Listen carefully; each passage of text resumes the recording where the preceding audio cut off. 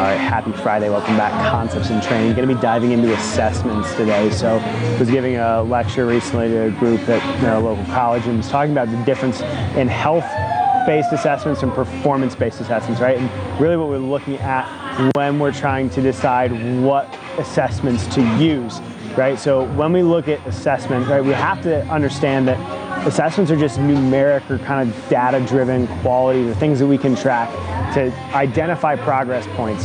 So when we're looking at trying to assess something, we're picking a specific thing that's based on an outcome that we want that we can use to track to make sure we're staying on our goal, right? So a health-based assessment is going to be something geared more towards just general health, right? So let's just take trying to increase just cardiovascular health, right? So heart health. Well, factors you might consider, right? Well, blood pressure is one, right? That's an indicator of, some of your heart health or cardiovascular health.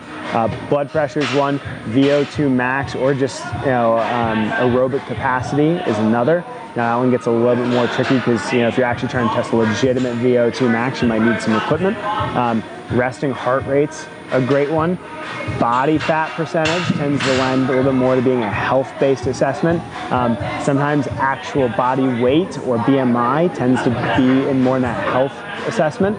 Okay. Then when we start to look at then performance assessments, now we have to think about putting the spinners on Ferraris, right? So when we're looking at trying to increase or create a specific adaptation, we have to look at the different factors we want to move into that are going to kind of give us those numbers and numerical qualities we can go that are going to help us identify whether or not we're on the right path, right? Now, depending on what kind of sport you're in right now, we in the lecture we had some wrestlers, we had a baseball player, we had some cross-country runners, right? So we had a pretty big mix. We kind of picked on the wrestler a little bit, right? Because that's one of those, and obviously I have a background in that. So what we look at is, one, do they have anaerobic capacity and aerobic capacity, right? Because there's two different things that are going to happen in a wrestling match. Is you're going to need to draw on some anaerobic bouts. You're also going to need to have the aerobic capacity and the ability to recover.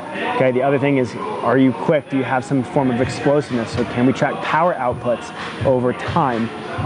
Being able to have some kind of metric to test power, being able to have some metric to test speed overall. And then having some kind of metric to test overall max strength, because those are going to be components, right? Like I said, we picked the wrestler because it had, one of the most versatile things. So what are those assessments that are going to be relative, or at least relevant for performance, right? Well, that force test might be, a one-legged split squat. What can we, because you're spending a lot of time on one leg, what kind of metric are we using there? Another might be, what is your, and we actually use this in that kind of example, is how many times can you repeat this, like the same bout of an exercise? And let's just say it's a rower, maybe it's a ski erg, maybe it's an air bike. How many times can you produce the same amount of calories in a given time frame with a limited amount of rest, right? How much can you repeat that? And how much can you do that without dropping off?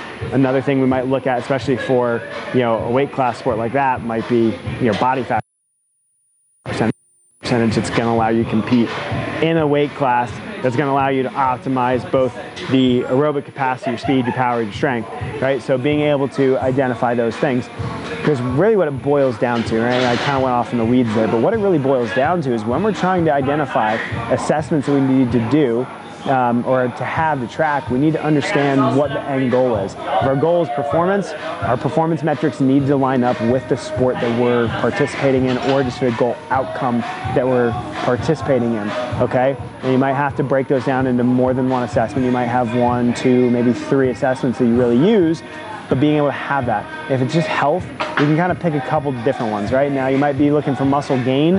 Body fat percentage is good, weight is good. If you're looking to increase cardiovascular health, resting heart rate, blood pressure, those things can really help us in that, in that ability, right? Sometimes simple things like a simple rowing test or a simple bike test, being able to kind of track those things give us a baseline that we can reassess, because if we're not assessing, we're not really making sure we're going in the right direction. So that's just a very basic overview of goals and goal outcomes. What we're going to dive into in the next video is, next week, is we'll dive into just some of the different ways that we can look at assessment too that's not just numeric, but also qualitative.